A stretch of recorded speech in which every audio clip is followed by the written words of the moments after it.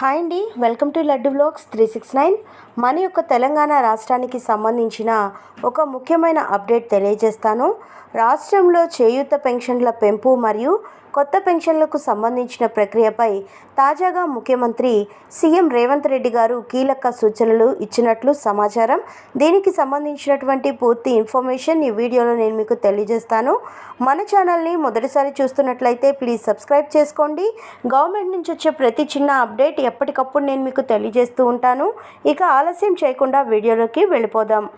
మన యొక్క తెలంగాణ రాష్ట్రంలో ఇప్పటి వరకు నిధుల కొరత కారణంగా పెన్షన్ల పెంపు మరియు కొత్త పెన్షన్ల మంజూరు ఆలస్యంతో చాలామంది లబ్ధిదారులు ఇబ్బందులు ఎదుర్కొంటున్నారు.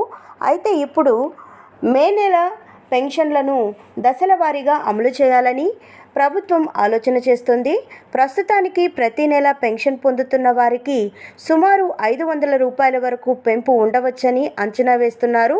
ఉదాహరణకు 2016 రూపాయల పింఛన్ పొందే వారికి 2500 రూపాయల వరకు, అలాగే 4016 రూపాయలు పొందే వారికి 4500 రూపాయల వరకు పెంపు జరుగుతున్నట్లు చెబుతున్నారు. లేదంటే మనకు దాదాపుగా 1000 రూపాయలు పెంపు చేసే అవకాశం ఉన్నట్లు తెలుస్తోంది. ఒకవేళ మనకు 1000 రూపాయల వరకు పెంచితే కనుక 2016 రూపాయలు ఇస్తున్న వారికి 3000 రూపాయలు, 4016 రూపాయలు ఇస్తున్న వారికి 5000 రూపాయలు కూడా పెంపు చేసి ఇవ్వచ్చని చెప్తున్నారు. కానీ ఆదేశాలు ప్రకటించే వరకు కూడా మనకు కొద్దిగా సందేహాలు అయితే ఉంటూనే ఉంటాయి. కాబట్టి చివరి గవర్నమెంట్ నోటిఫికేషన్ తప్పనిసరిగా చెక్ చేసుకోవాలి. సో దీని మీద మనకు క్లారిఫికేషన్ అనేది మే నెలలో ఇస్తారు.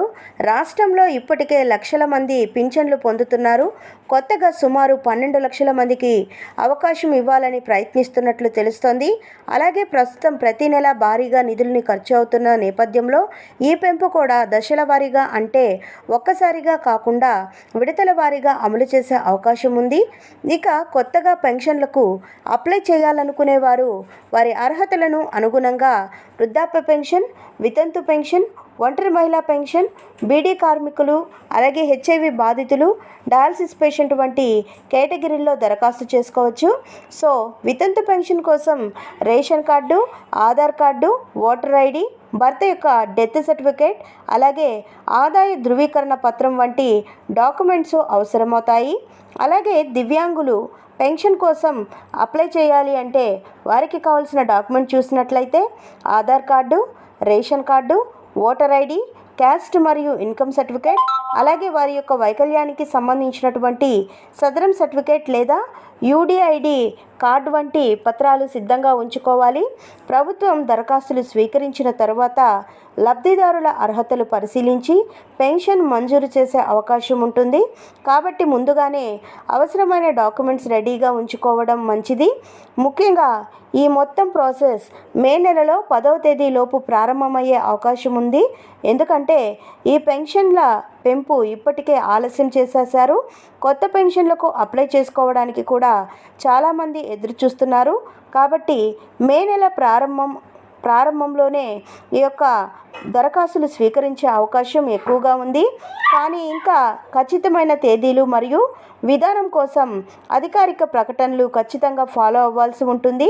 పెన్షన్లకు సంబంధించి ఎలాంటి అధికారిక అప్డేట్ వచ్చినా ఎప్పటికప్పుడు నేను మీకు తెలియజేస్తూ ఉంటాను. సో ఇదండి మన యొక్క తెలంగాణ రాష్ట్ర వ్యాప్తంగా వచ్చినటువంటి పెన్షన్ల పెంపు మరియు కొత్త పెన్షన్లకు సంబంధించిన లేటెస్ట్ అప్డేట్. సో మన ఛానల్లో కేంద్ర ప్రభుత్వానికి సంబంధించి, తెలంగాణ ప్రభుత్వానికి సంబంధించిన ప్రతి ఒక్క లేటెస్ట్ అప్డేట్ ఎప్పటికప్పుడు నేను మీకు తెలియజేస్తూ ఉంటాను. మరిన్ని వివరాల కోసం, మరిన్ని అప్డేట్స్ కోసం మన లడ్డు వ్లాగ్స్ 369 ఛానల్ని సబ్స్క్రైబ్ చేసుకొని లైక్ చేయడం మర్చిపోకండి. Thank you for watching friends. Thank you.